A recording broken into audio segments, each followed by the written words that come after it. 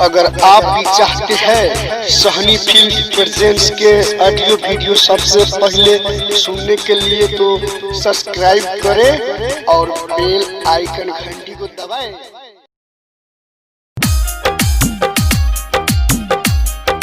Music by DJ Umesh Shukipur बाजार अहाँ सब खरीद रहल छी डीजे रामजगन की रिमिक्स सॉन्ग।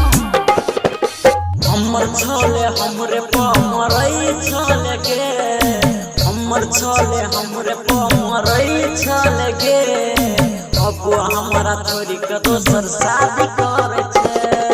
हमर छले हमरे पमरई छले गे, हमर छले हमरे पमरई छले गे, अब हमरा छोरी के दोसर शादी करे छे, अब हमरा छोरी के दोसर शादी करे छे।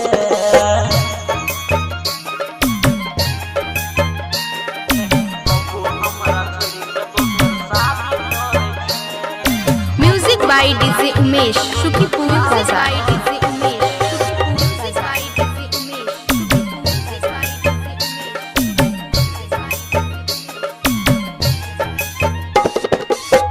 जिया मरे के किरिया के रानी, साथ में तू खेले गे, साथ में तू खेले गे, साथ में तू खेले गे, अब कहै छे मर जोना मरलो नहीं देखबो रे, मरलो नहीं देखबो रे, मरलो नहीं देखबो रे। तोरे नाम के गोदना अपना हाथ में लिखने छी, तोरे नाम के गोदना अपना हाथ में लिखने छी, अब हमरा छोरी के दोसर शादी करे छे। हमर छले हमरे पमरई छले गे, हमर छले हमरे पमरई छले गे, अब हमरा छोरी के दोसर शादी करे छे, अब हमरा छोरी के दोसर शादी करे छे, अब हमरा छोरी के दोसर शादी करे छे, अब हमरा छोरी के दोसर। Music by DJ Umesh Shukipur बाजार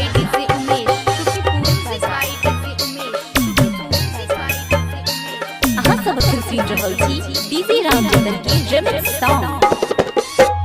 तोरे खातिर बियत छुटले भ गेलियो बदनाम गे, भ गेलियो बदनाम गे, भ गेलियो बदनाम गे।